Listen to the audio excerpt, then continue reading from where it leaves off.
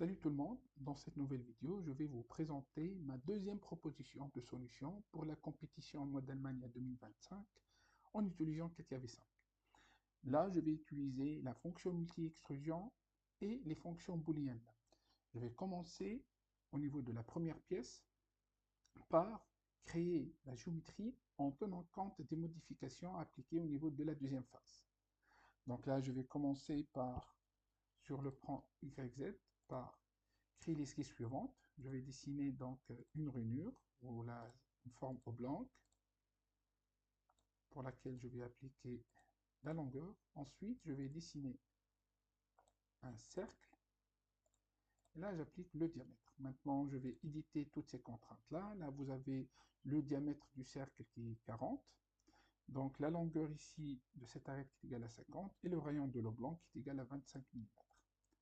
Ensuite, je vais créer une multi-extrusion. La CATIA va détecter deux domaines d'extrusion. Le premier domaine, c'est le domaine de l'oblong privé du contour circulaire, pour lequel je vais appliquer une longueur égale à 50 mm. Pour le deuxième domaine, je vais laisser 0, puisque c'est un trou débouchant. Ensuite, je vais transformer le corps obtenu avec la fonction symétrie par rapport au plan ZX. Bon, là, vous allez voir l'importance de la multi-extrusion lorsqu'on va passer à la phase 2, la deuxième phase. Maintenant, je vais passer pour la création de la poche. Je vais procéder par la même démarche. Donc, je vais appliquer une coque d'épaisseur 10 mm. Vous voyez ici les différentes cotes, la distance différente entre les faces de la poche et les différents comptes de surface, limitant ou à côté des surfaces de la poche. Donc vous avez la distance égale à 10 mm. Donc là, je propose d'appliquer une coque. Donc la face à retirer, c'est la face avant. Et là, je vais appliquer 20 mm. Ensuite, je vais créer une face à épaisseur différente. C'est la face arrière ici. Et la distance séparant la face, le fond de la coque et la face arrière de la pièce est égale à la différence entre l'extrusion, la longueur d'extrusion 50 mm qu'on a appliquée et la profondeur 20 mm. Donc là, on va trouver 30 mm. Donc ici, je vais appliquer 30 mm. Ça, c'est la première étape. Elle est presque, je m'excuse ici, en fait, là c'est 10 mm, c'est pas bon. Voilà, donc c'est presque la même démarche que j'ai utilisée dans ma première proposition. Maintenant, je vais créer les congés. Donc, le congé de rayon 2, je vais sélectionner le fond de la coque ou de la poche, les deux surfaces limites et la face avant de la pièce. Maintenant, je vais transformer le corps obtenu moyennant une symétrie par rapport au plan YZ. Et finalement, je vais terminer par créer un perçage au centre de la pièce. Donc le diamètre du trou, comme vous voyez ici, est égal à 35 mm. Le trou, il débouche, donc jusqu'au suivant. Et je vais passer à l'esquisse de positionnement pour appliquer les contraintes de coïncidence entre le centre du trou et les plans ZX et YZ. Voilà, j'ai terminé donc la création de la pièce. Maintenant, je vais appliquer la matière afin de déterminer. Donc, la matière, c'est plain carbon steel afin de déterminer la masse de la pièce. Donc, voilà, la masse, c'est 2691,85. C'est la même valeur qu'on a trouvée pour la première proposition moyennant CATIA. Maintenant, je vais passer à la deuxième modification, ou plutôt à la deuxième phase. Je vais commencer par la première modification. Donc, je vais remplacer les trous par des crochets.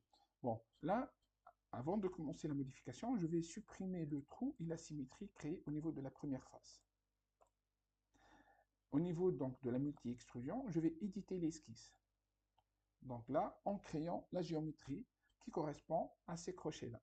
Donc là, je vais commencer par représenter deux arêtes inclinées, vous le voyez ici, pour créer donc cet enlèvement de matière. Donc ça, c'est l'étape numéro 1. Donc je vais dessiner donc une droite verticale, une droite inclinée. L'inclinaison ici, c'est 60 degrés. Ensuite, en utilisant l'outil effaceur, je vais supprimer les parties en plus. Là, je vais supprimer la continuité des contours ou des arêtes, l'arête verticale et l'arête inclinée, mais là, on va perdre la relation de coïncidence avec le centre de l'arc. Donc, je vais la réappliquer une autre fois. Ensuite, vous remarquez ici que la longueur de l'extrusion, elle diffère ici au niveau des crochets. Ce n'est pas 50 mm tel que le cas tout à l'heure. Donc là, on a un décalage de 10 mm. Donc logiquement, pour toute cette partie-là, on a l'épaisseur qui est égale à 50 mm. Je parle bien sûr toujours en tenant compte de la présence d'un plan de symétrie. Je parle donc seulement de la première partie de la pièce, ou la première partie que je viens de réaliser. Donc là, vous remarquez qu'on a en fait deux longueurs. On a 50 mm pour cette partie, toute cette partie-là, et pour cette partie, on aura une longueur qui est égale à 40 mm. Donc là, vous remarquez la présence de deux domaines d'extrusion. Donc je vais dessiner une droite verticale qui va limiter ou qui va isoler ou qui va nous permettre d'avoir les deux domaines d'extrusion, mais là il faut faire très attention. Vous remarquez ici que l'arc, au niveau du point, au niveau du croisement avec l'arête que je viens de dessiner, il est contenu. Donc là, pour la multi-extrusion, il faut obligatoirement découper les contours au niveau des points de croisement. Donc là, je vous propose par exemple l'utilisation de la fonction coupe. Donc là, je vais couper l'arc au niveau du croisement avec l'arête verticale. Donc là, on aura au niveau de l'esquisse deux domaines d'extrusion. Donc lorsqu'on va revenir en 3D, on va recevoir un message d'avertissement de Katia. En fait, Katia, il a détecté une modification au niveau des domaines de la multi-extrusion. Donc là, vous allez remarquer, on a donc zéro domaine d'extrusion conservé. Réellement, on a détruit les deux domaines initialement créés pour la multi-extrusion, mais il vient de découvrir ou de détecter deux nouveaux domaines d'extrusion. Là, je vais valider pour passer pour et éditer les longueurs. Là, je vais commencer par exemple, là, le premier domaine, c'est la partie qui correspond au crochet. Et là, le deuxième domaine qui correspond à la partie centrale de la pièce ou la partie intérieure de la pièce. Donc là, je vais appliquer 50 mm comme longueur. Maintenant, je vais passer pour la partie crochet. En fait, le crochet, la surface limite de crochet, elle est située sur le même plan que la face avant de la pièce. Donc c'est pour cela que je vais appliquer pour la première direction 50 mm. Mais si vous consultez le dessin, la longueur de ce domaine-là est égale à 40. Donc on doit créer un décalage de 10 mm par rapport au plan de l'esquisse. Donc pour ce faire, je vais cliquer sur plus pour afficher la fenêtre d'édition de la seconde limite et je vais créer le décalage. Donc là, au lieu de, je vais taper moins 10. Donc moins 10, c'est pour inverser le sens. Du coup, là, lorsque je demande l'aperçu, vous pouvez voir le décalage qui a été créé lors de la mise à jour de la multi-extrusion.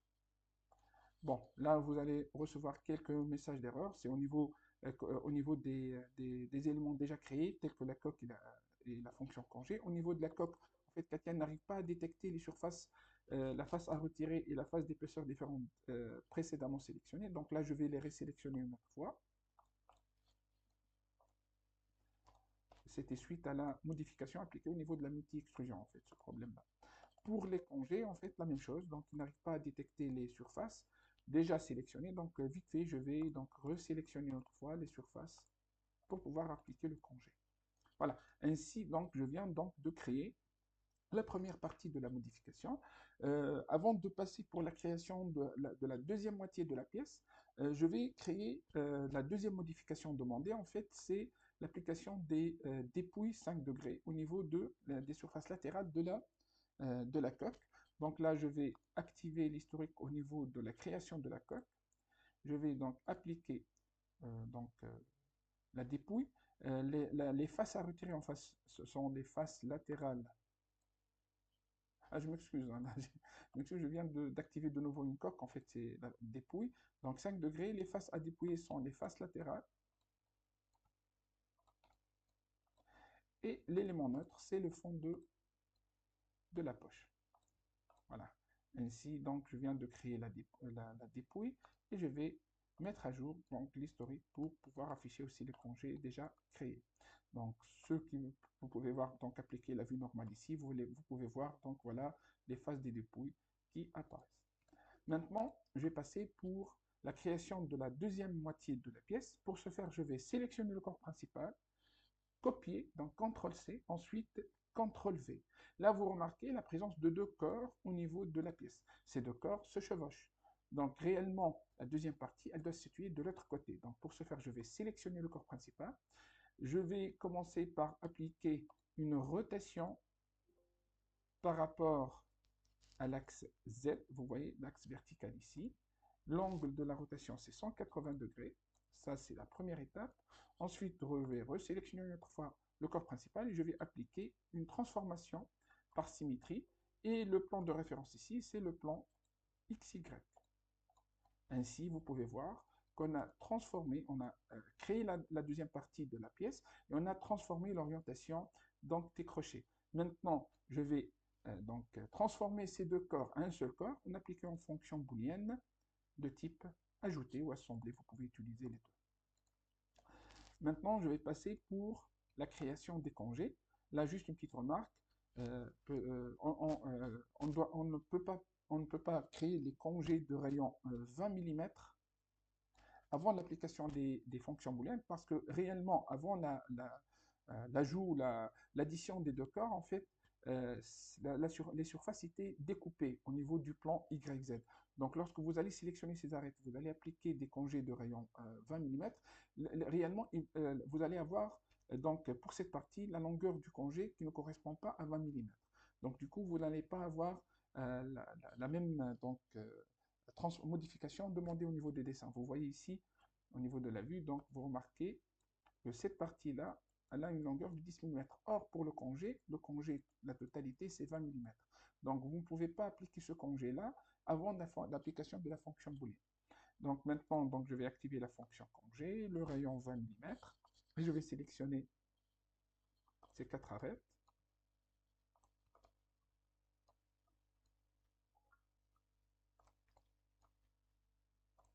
Voilà. Maintenant, je vais passer pour les congés de rayon 2 mm.